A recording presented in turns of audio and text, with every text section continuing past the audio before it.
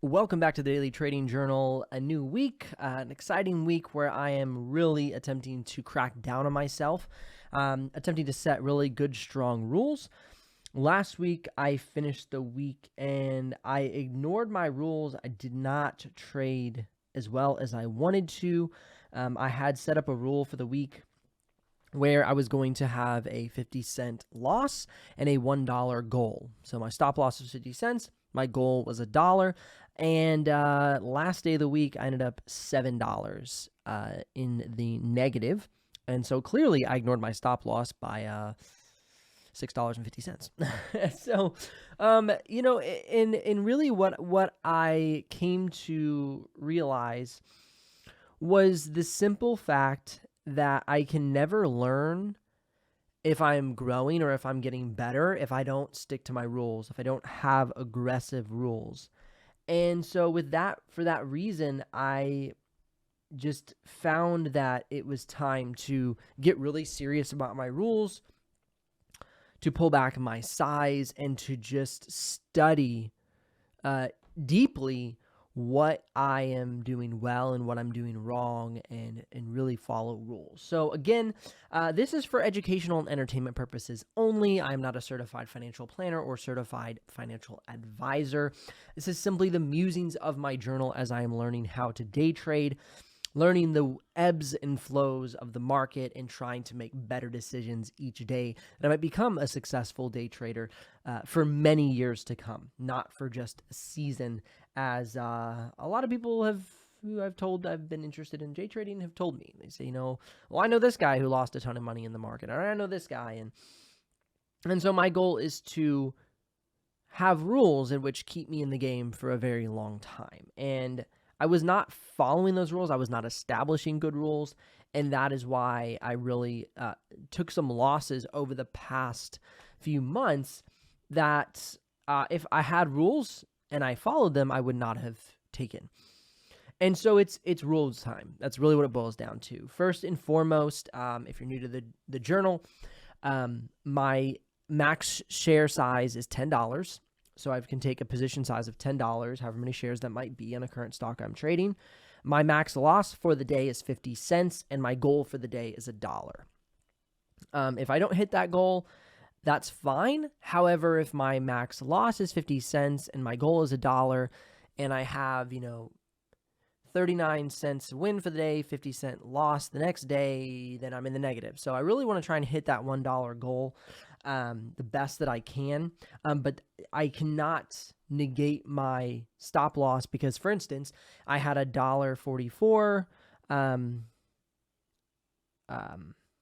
goal hit on last week, and then I lost $7 because I ignored my stop loss. So if I would have done 50 cents, then I'd still been up 90 some cents for the week. And so that's where my rules are becoming just so crystal clear that they need to be followed. And I think from an outsider's perspective, it could be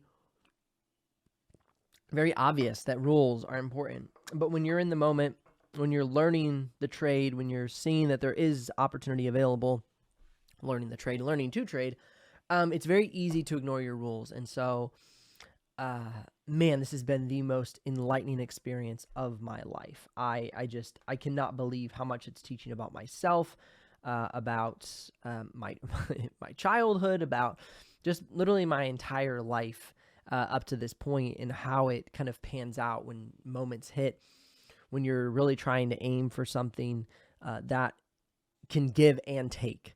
It is an awesome opportunity to be able to do this. And I do not take it lightly, which is why the rules are very important to me, because it's time to respect this journey I'm on. Okay.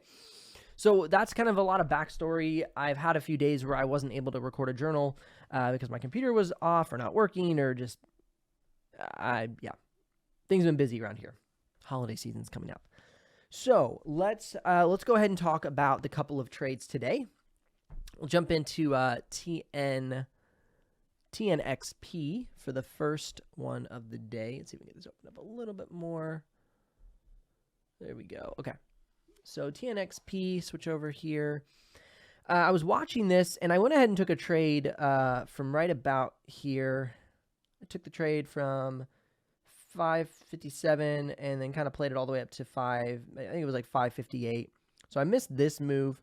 But it was really good. I kind of exited this and it pulled way back, pulled way down.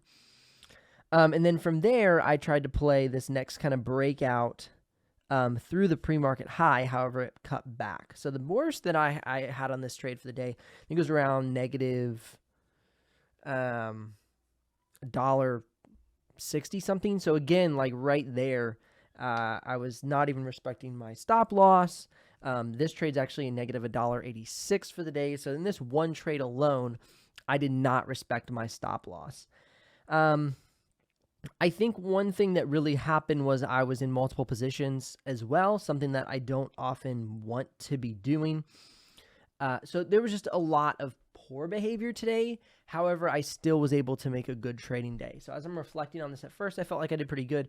But then as I remember, my stop loss for the day for all trading is 50 cents. And I end the day negative 86 cents on this trade. But here is why.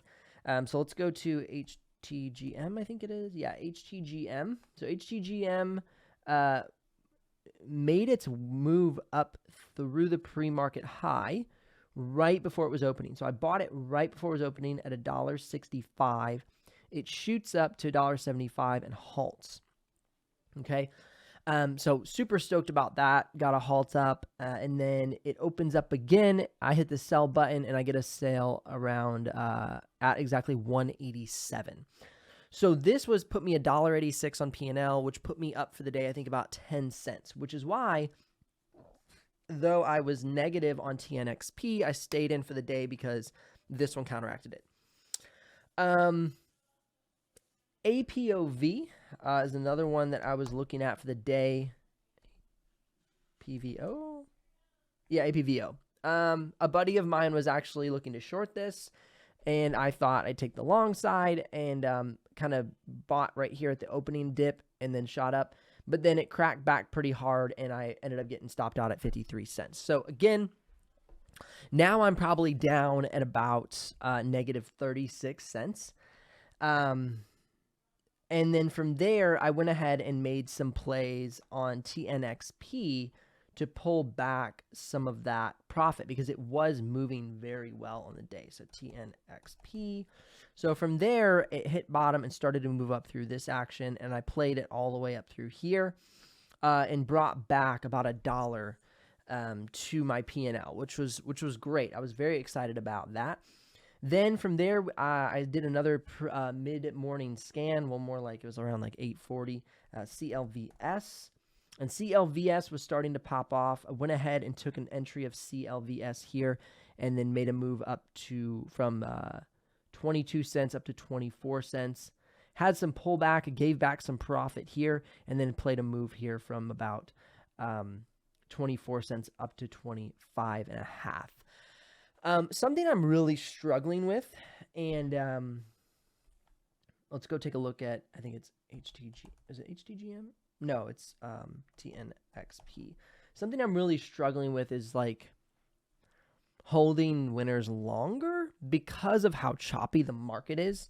As you can see, I mean, we've had a lot. There's not like really, like, yeah, there's a run here, but then there's a lot of choppiness, and you can see there's these really long tails on a lot of these stocks. And so it feels a lot of times like, oh no, is this a breakdown? Like, look at this. So we have this big run up and then this huge tail down. So we have a tail from 60 cents. It switches candles. And then we have a pullback on this green candle. It ends up going up from the transition from 60 cents all the way up to 64 cents, right? So let's see. 60.5 or 60 cents and 5. And then it runs all the way up to 64 cents. But in the meantime of this 1 minute candle, it has a shot back halfway down the previous candle. And so I had a lot of that hesitation throughout the morning where I'm getting shaken out because, my stop losses are pretty tight trying to play off of a, 50 cent loss, $1 gain. And so that can really, really throw me off pretty quick. And so you can see a lot of these long tails. I mean, look how many long tails we had today that were popping off.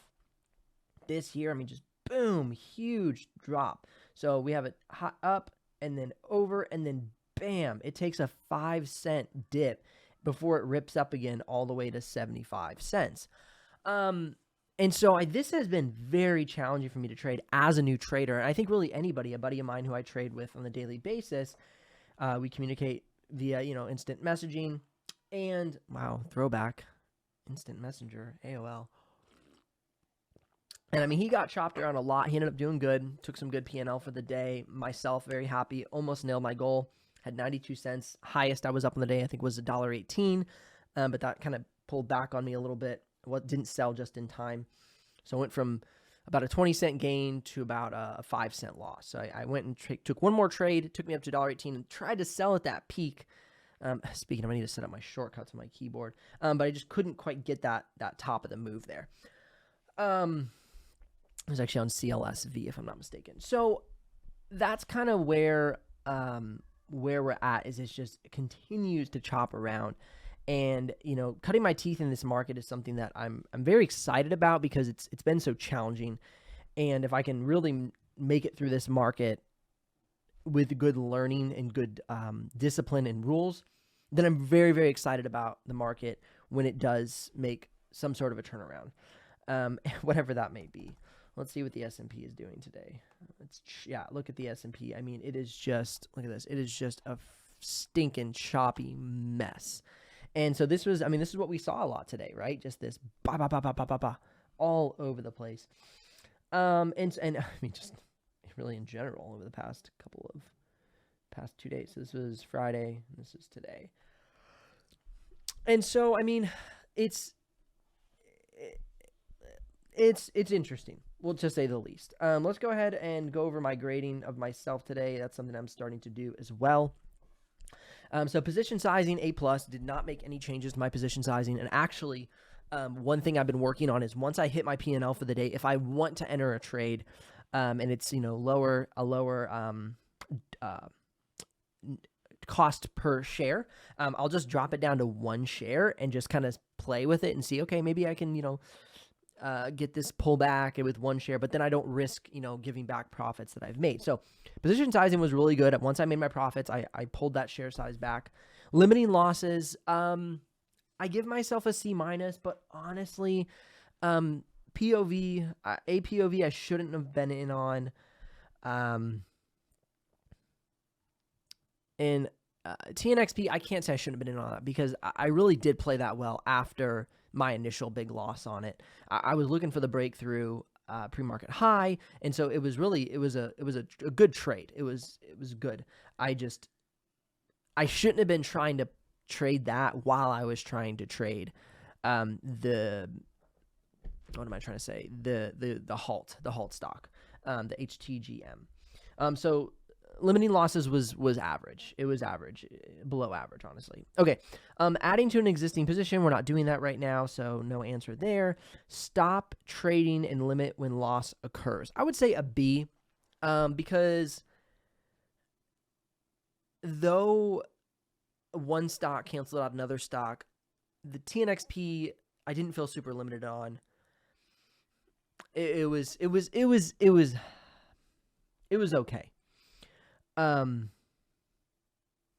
It was okay. And so I'm actually going to change that to a C. I was not super happy about that.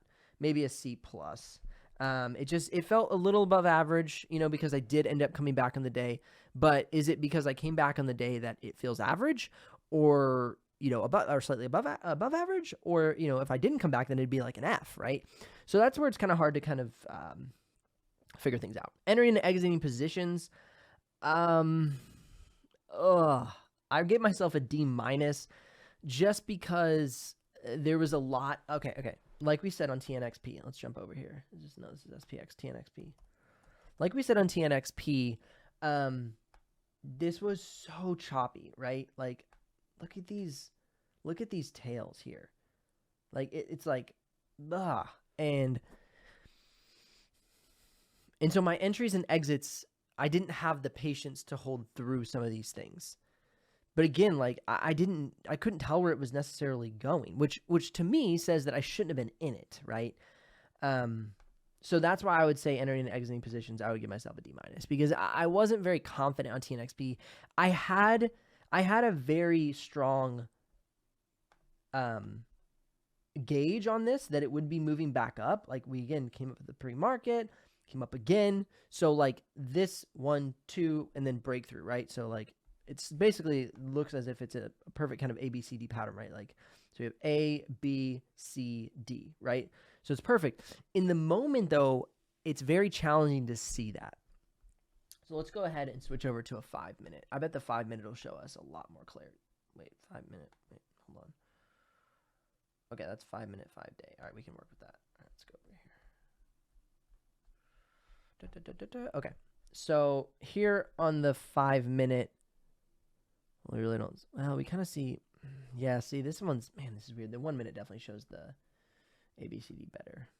Yeah. Back up here. Yeah, so the ABCD is much clearer. So we have A, B, C, D, and it rips through. So, I mean, it definitely was clear.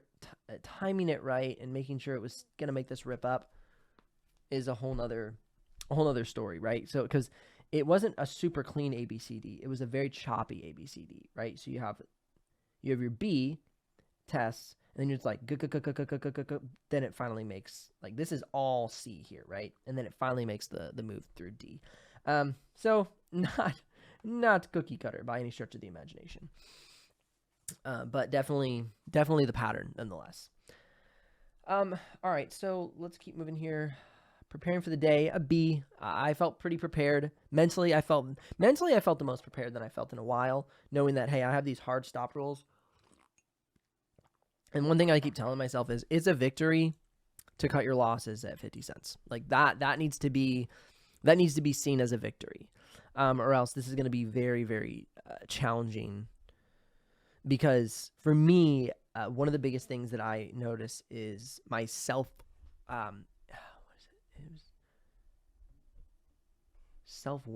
So I noticed that self-worth and rejection are two of the reasons that I stay in trades longer. I make snap judgments. I try and get profits where profits are not, where I'm forcing rather than following.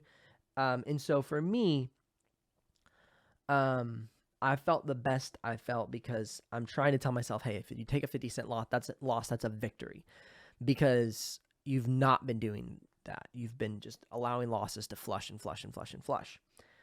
So either $1 is a victory, $1 profit goal is a victory, a 50-cent cut is a victory, because you're following your rules. And so that's really something I'm very much focusing on. Unfortunately, I don't have a lot of history of doing that. So, even on a day like today, 92 cents, I wrote in my journal last week that even a good day where I win almost, feels, how do I say, like, it doesn't feel quite good yet, because I've yet to be able to string enough good decision-making days in a row to know if it was a good day in the market or if I actually made good trades. So honestly, right now, I don't think I'll really feel good about my trading for a few weeks, if not a few months, especially with the holiday season coming up and everything that happens there. People are traveling and getting together with family, and so trading will not be as available to me.